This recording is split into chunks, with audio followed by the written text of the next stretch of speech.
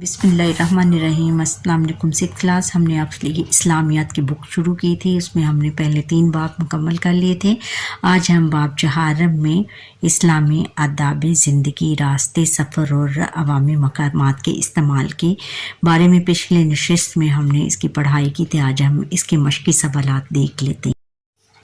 बच्चों, मश्क शुरू करने से पहले जिन बच्चों ने मुझे सब्सक्राइब नहीं किया, सब्सक्राइब करें, बेल आइकॉन पर क्लिक करें, कमेंट करना ना भूलिएगा। और मश्क शुरू करने सबसे पहले इसका सवाल है। सवाल नंबर 1 है कि दुरुस्त जवाब का इंतखाब करें। मुसाफिर को रास्ता बताने का सवाब मिलता है सदक़े का, हज का और रोज़े का, और क्या है नफल का। किसका? सदक़े का मिलता है। और फिर है कि बुलंदी पर चढ़ते हुए पढ़ना चाहिए सुबहान अल्लाह, अल्लाह अकबर, इस्तग़फ़ार, अल्हम्दुलिल्लाह, अल्लाह अकबर पढ़ना चाहिए। और फिर है कि हदीस नबवी के मुताबिक ईमान का सबसे अफजल शुबा है क्या? हया, ला इलाहा इल्लल्लाह, तहारत, रास्ते से तकलीफ दे चीज़ को हटाना, ला इलाहा इल्लल्लाह। फिर आगे है कि नीचे की तरफ उतरते हुए पढ़ना चाहिए अल्हम्दुलिल्लाह, सुभान अल्लाह, इस्तग़फ़ार, अल्लाह अकबर, सुभान अल्लाह पढ़ना चाहिए। रास्ते में चलने का एक अदब है दौड़ कर चलना, आहिस्ता चलना, निगाहों को झुका कर चलना और लोगों से आगे निकलना, निगाहों को झुका कर चलना। और आगे सवाल नंबर 2 है कि खाली जगह पूर करें। एक डैश की पहचान है कि दूसरों के लिए राहत और आसानी का ज़रिया बनता है। क्या एक मुसलमान, क्या लिखेंगे? एक मुसलमान की पहचान है कि वो दूसरों के लिए राहत और आसानी का ज़रिया बनता है। मुसलमान की पहचान ये है कि वो रास्ते से डैश चीज़ को हटा देता है, तकलीफ़ दे चीज़ को।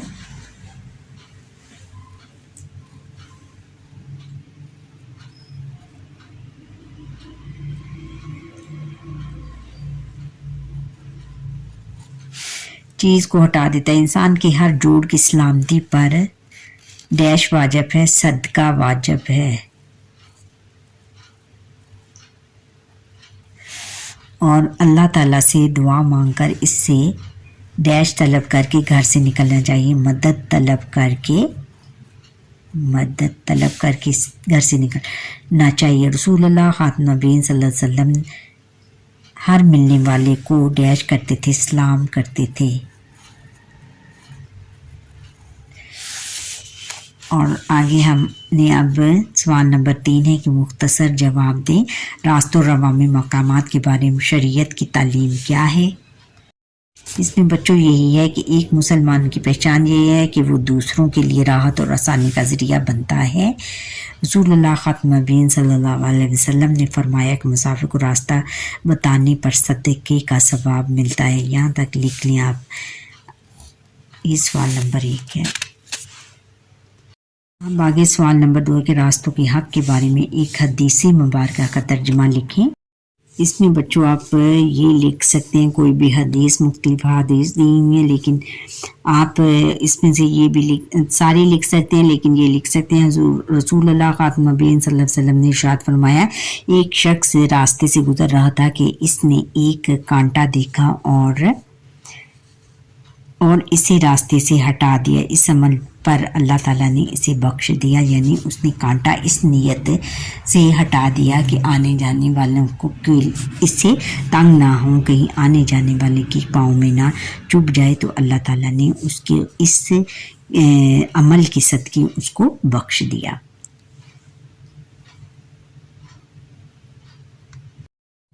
अच्छा, सड़क अबूर करते हुए किस असूल का ख्याल रखना चाहिए? सड़क अबूर करते हुए अगर तो वो 1 वे है तो दाएं बाएं देखकर सड़क अबूर करनी चाहिए। अगर कोई किसी तरफ से भी कोई सवारी आ रही है तो फिर उसके गुजरने का इंतज़ार करना चाहिए।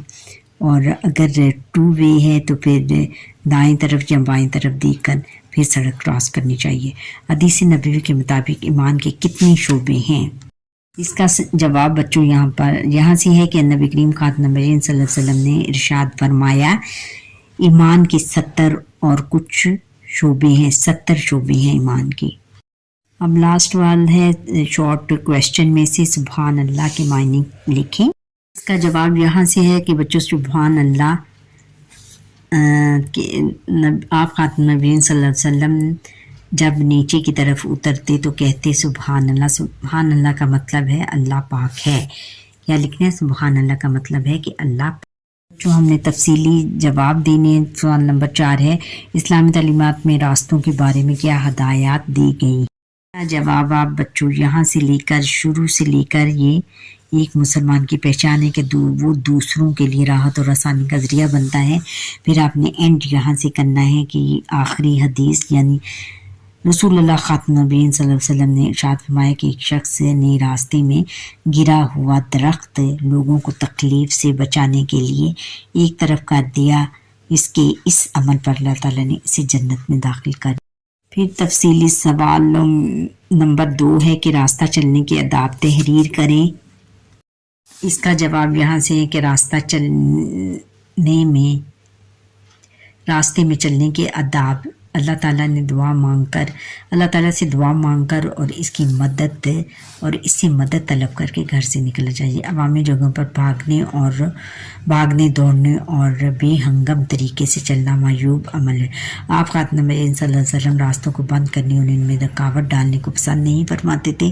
اگر کسی کو ہماری مدد کی ضرورت ہو تو اس کی مدد کرنی چاہیے۔ راستے میں اگر کوئی تکلیف دہ چیز پڑی ہو تو اسے ہٹا دینا چاہیے۔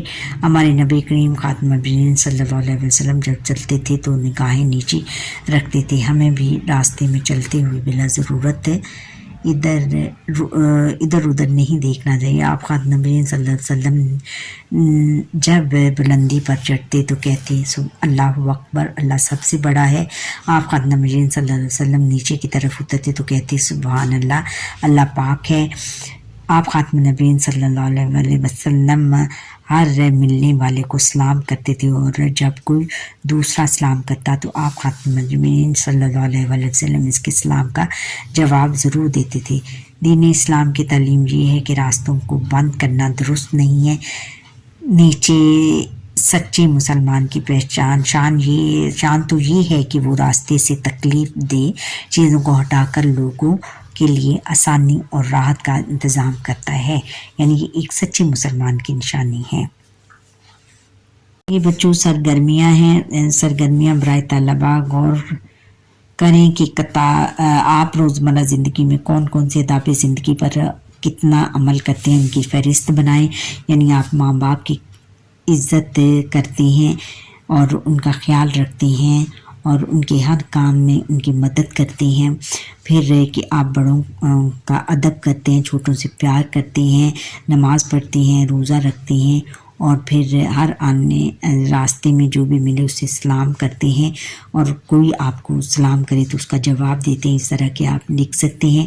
اور راستے، سفر اور دیگر عوامی مقامات کے آداب کے بارے میں خاکہ پیش کریں کہ راستے میں ہمیں کس طرح چلنا چاہیے اور سفر کرتے ہوئے کن کن باتوں کا خیال رکھنا چاہیے، اور دیگر عوامی مقامات کے آداب کے بارے میں خاکہ پیش کرنا ہے۔ اور ہمیں ایک خاکہ یعنی ایک ٹیبلو پیش کرنا ہے، خاکہ یعنی ایک ڈرامہ نما چیز پیش کرنی ہے، اور بچوں کو بتانا ہے کہ ہمیں جو عوامی مقامات ہیں ان کا کس طرح خیال رکھنا چاہیے۔ عوامی مقامات یعنی پبلک پلیسز کا ہمیں کس طرح خیال رکھنا چاہیے۔ برائے اساتذہ اکرام طلبہ کو گروہوں میں تقسیم کریں، ان سے کہیں کہ ہر گروہ آداب زندگی کسی ایک موضوع پر مکالمہ کرے یعنی بحث مباحثہ کریں، یعنی اس پر کچھ سپیچ کریں اور ڈبیٹ کریں، اور جتنے بھی ہم نے یہ آداب زندگی پڑھے ہیں اس میں سے کوئی بھی ایک لے لیں اور اس پر آپ اپنے خیالات کا اظہار کریں۔ طلبہ کی مدد کیجیے کہ وہ عوامی مقامات کے استعمال کے آداب کے متعلق کمرہ جماعت میں تصاویر پر مبنی ایک چارٹ بنا کر آویزہ کریں گی۔ آپ کے اساتذہ آپ سے کروا سکتے ہیں۔ اچھا بچوں، یہاں پر ہی ہمارے آج کے لیسن کا وقت ختم ہوا۔ آپ مجھے لائک سبسکرائب کریں، بیل آئیکن پر کلک کریں، کمنٹ کرنا نہ بھولیے گا۔ اللہ حافظ۔